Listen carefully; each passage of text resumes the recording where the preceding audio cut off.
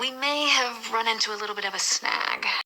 Əvvəlcə istərdim ki, orada qızın nə dediyini özünüz başa düşəsiniz.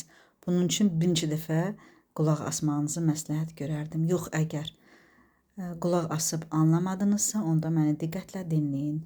Orada qız nə deyir? Orada qız deyir ki, we may have run into a little bit of a snag.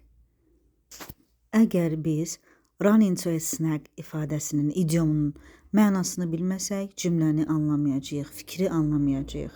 Bəs run into a snag nə deməkdir? Mənası nə? Bu ifadə hər hansı bir işin gedişatında gözlənilməz, kiçik bir çətinliklə və ya maneə ilə qarşılaşanda istifadə olunur.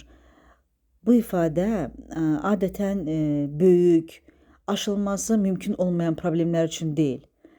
Planı bir qədər ləngidən, kiçik düzəlişlər tələb eləyən vəziyyətlər üçün nəzərdə tutulur.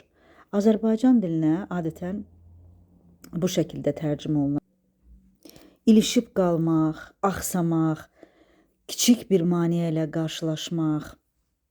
Bu ifadədə istifadə olunan snag əslində hamar bir səthdə olan kələkötürlük və ya hər hansı bir parçanın ilişib cırılan hissəsi deməkdir.